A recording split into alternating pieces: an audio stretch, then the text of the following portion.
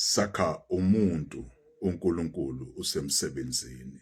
Siluhlanga olusha olukhishiwe emandleni obumnyama. The new race of the redeemed from the power of darkness. Hashem is at work building a person. Namhlanje uHashem uyakwakha. Ngizofunda encwadini kaDevarim, Deuteronomy in English 18. Ngizofunda from verse 10. Ngifuna ukukhuluma kabanzi about this. There shall not be found among you anyone who makes his son or his daughter pass through the fire, or one who practices witchcraft, or a soothsayer, or one who interprets omens, or a sorcerer, or one who conjures spells, or a medium, or a spiritist, or one who calls up the dead. For all who do these things are an abomination to Hashem. And because of these abominations, Hashem Eloheicha drives them out from before you. You shall be blameless before Hashem Eloheicha. For these nations which you will dispossess listened to soothsayers and diviners. But as for you, Hashem Eloheicha has not appointed such for you. Verse 15. Hashem Eloheicha will raise up unto you a Navi from among you, of your Achim, your brother, Gamoni like me. Unto him you must listen. Wow. Let me tell you about the Bible, even the Tanakh. It was not written for us. From Bereshit to Haskulas, from Genesis to Revelation, it was not written for us or for nations.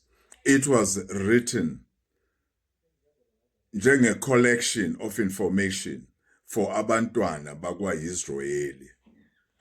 That was the reason yokubhala iBhayibheli.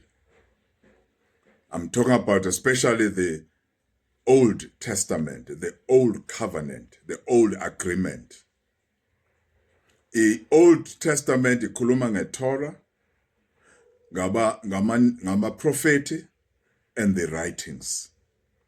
Bese kuthi New Testament, yona-ke ababhali bayo original, hayi laba sebakhiwa ama-Europeans.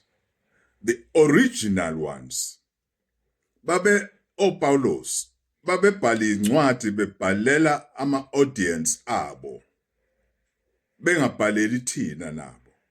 Abokhifa, aboYohanan, they were writing le ncwadi bephendula or encouraging ama-congregation abo, la bedlule khona bashumayela.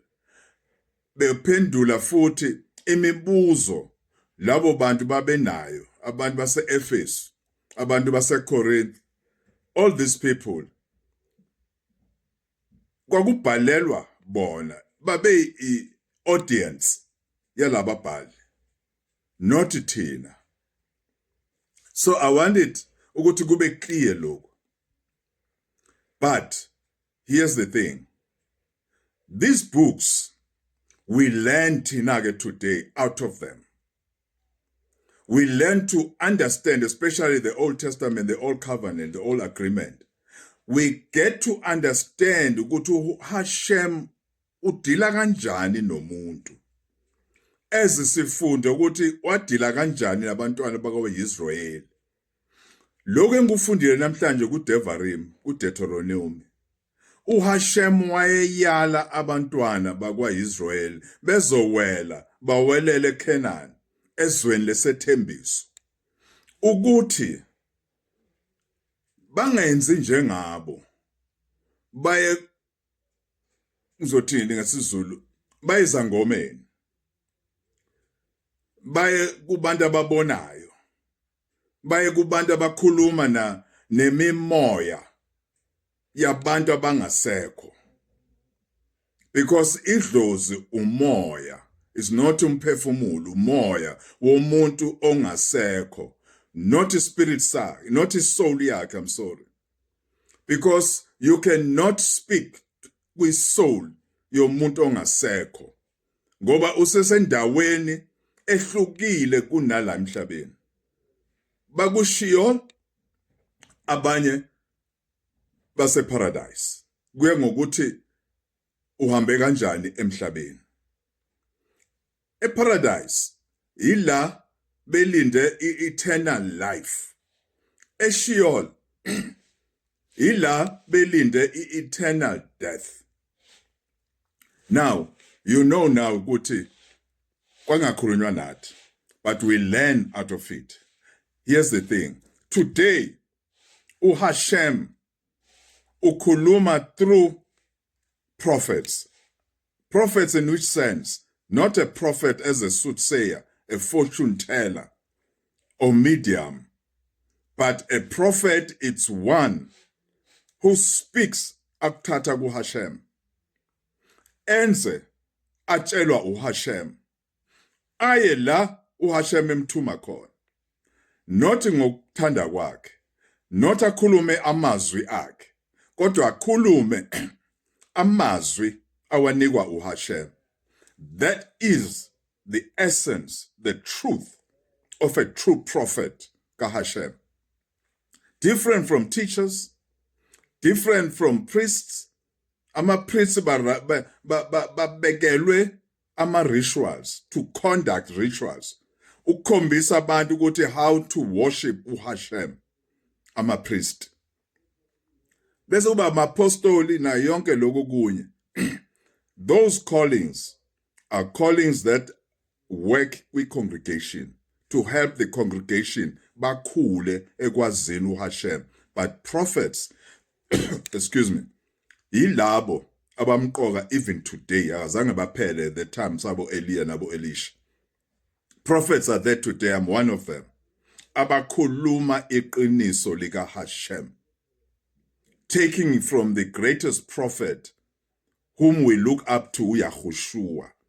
Yahushua said, angikhuluma kwami, ngikhuluma ngengukuthatha kubaba. I only speak what I receive from my father.